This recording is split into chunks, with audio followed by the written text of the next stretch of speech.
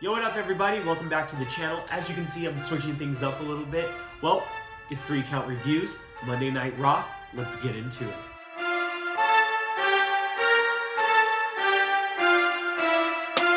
So, as we open Monday Night Raw, we see Stephanie McMahon coming down to the ring. Stephanie cuts a promo, of course, doing what she always does as best as she does, thanking herself for everything that always happens, for why Ronda Rousey is here. Then we see Ronda Rousey coming down to the ring. Stephanie wants to shake her hand. We see Ronda Rousey shake her hand, and next thing we know, she flips her over, armbar, and Stephanie's being carried out by the medical staff. All in all, it was a good opening to the show.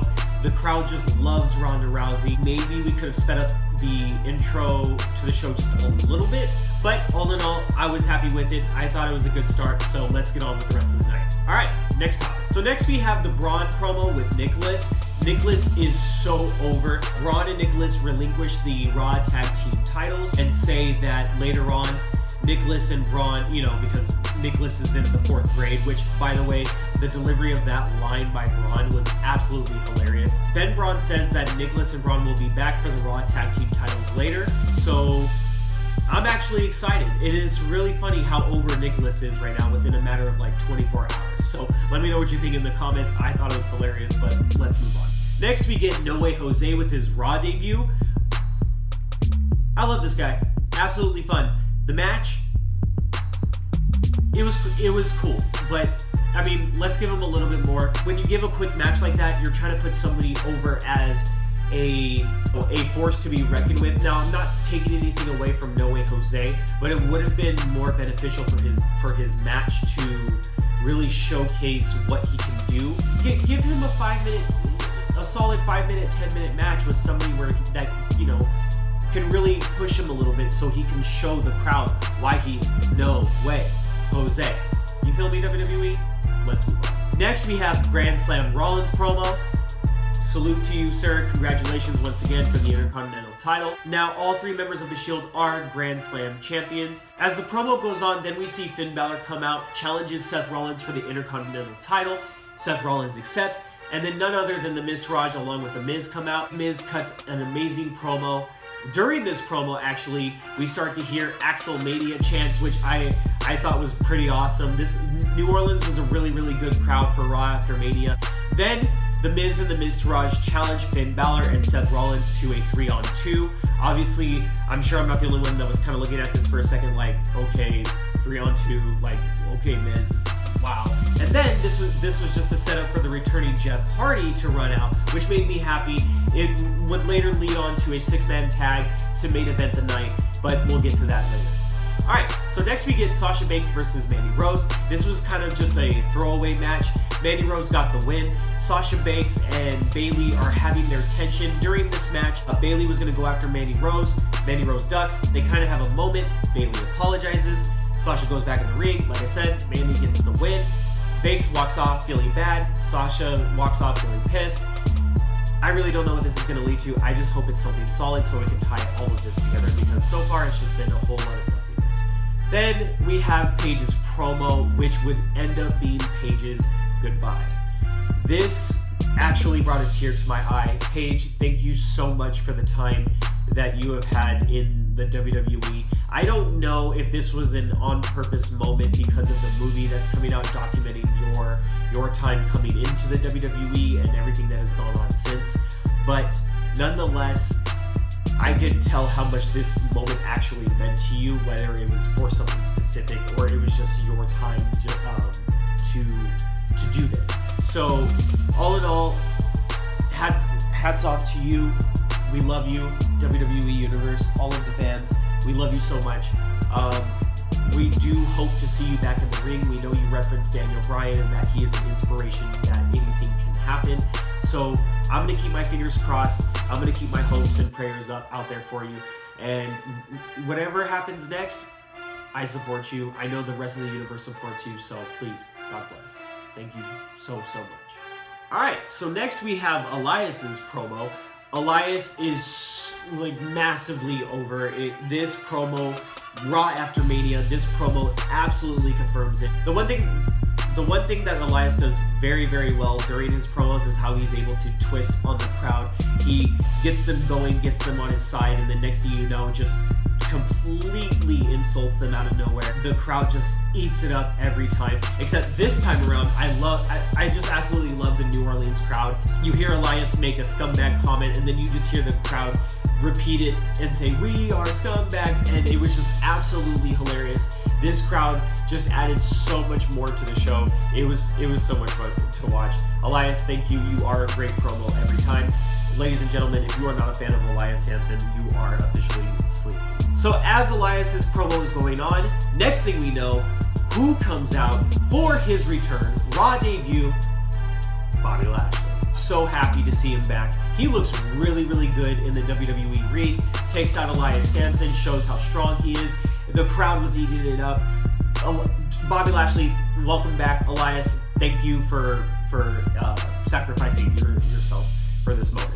And mind you, longest suplex ever. That was just a show of strength. I mean, I know it's something that we've seen over the years, but he makes him look real good. And I mean real good. Next, we have the promo that so many people online on Twitter, if you're on Twitter, follow me, 3 Count Reviews, hashtag Let's Talk About It, Kurt Angle with Sami Zayn and Kevin Owens. This was absolutely hilarious. Sami Zayn and Kevin Owens are obviously out of jobs from SmackDown Live. Now they're here at Raw with General Manager Kurt Angle, and they're looking for work. So Kurt Angle tells them, well, we don't have any room in our tag division, but I'm pretty sure TNA is hiring. Probably promo of the year, to be honest with you. Just saying, the comment alone had the whole night going. The crowd, I myself was like, did he really just say that? But like I said, this was a solid promo. All in all, at the end of it, Kevin Owens, Sami Zayn, looking for work, got fired from SmackDown Live. What does Kurt Angle do? Sets a match between the two of them, says he has one final spot in his singles division, and they have to compete for it. So we get that match later on tonight, but we'll get to that later. So next we get the AOP main roster debut. They were looking really good in this match. They were taking on Rhino and Heath Slater. I'm happy to see them up there. I mean, I kind of predicted this would happen after NXT TakeOver. I knew they weren't really going to take the titles. If they did, it would have been kind of a swerve, but I kind of predicted this happening. I know Luke and Ollie over at Wrestle Talk, they saw this coming as well. It was something that they had predicted. Like I said, they looked really good in this match, really solid. I was actually happy to see that they got good crowd appeal from New Orleans. Like I said, New Orleans was a really good crowd this last night. We get to the end of the match. AOP takes the win, and as they're walking out, they leave Paul Ellering behind. That is something that maybe I'll cover in my next video. Walk to the top of the ramp, and that was that. Next, we have the Greatest Royal Rumble promo, which is interesting at this moment because it announces that Brock Lesnar and Roman Reigns will be involved in a cage match, or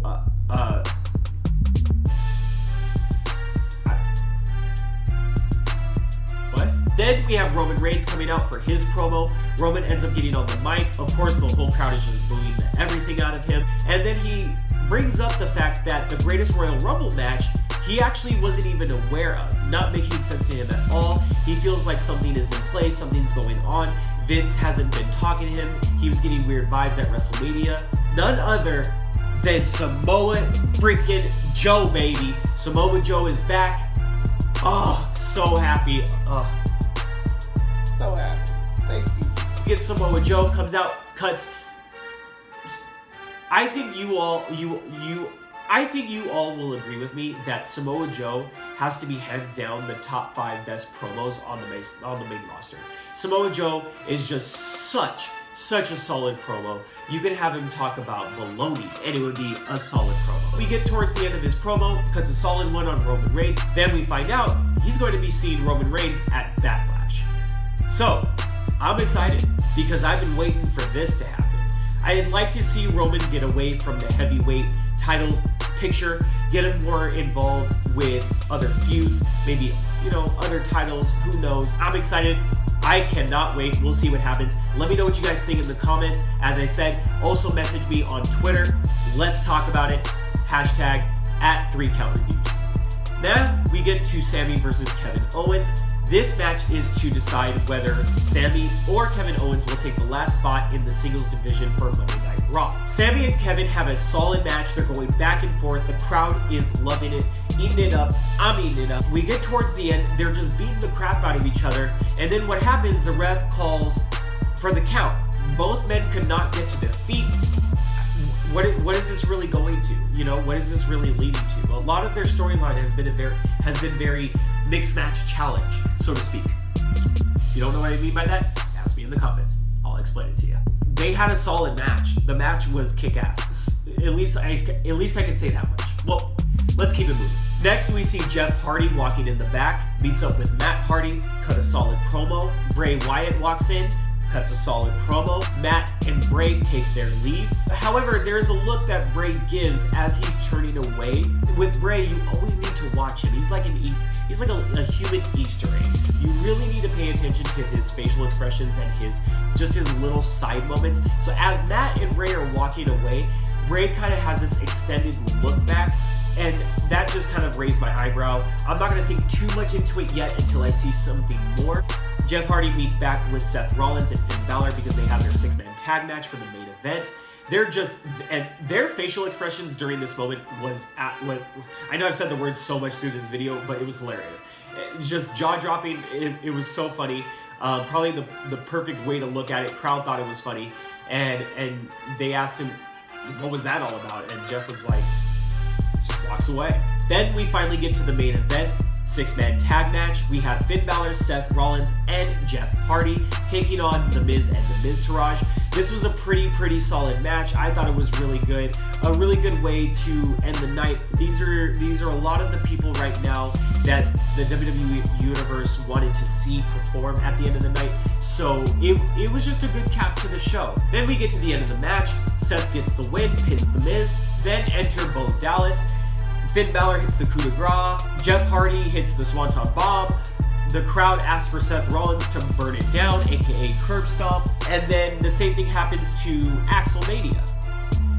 I'll be honest with you, this spot I didn't really think it was necessary. All in all, I thought this was a very solid Raw after Mania.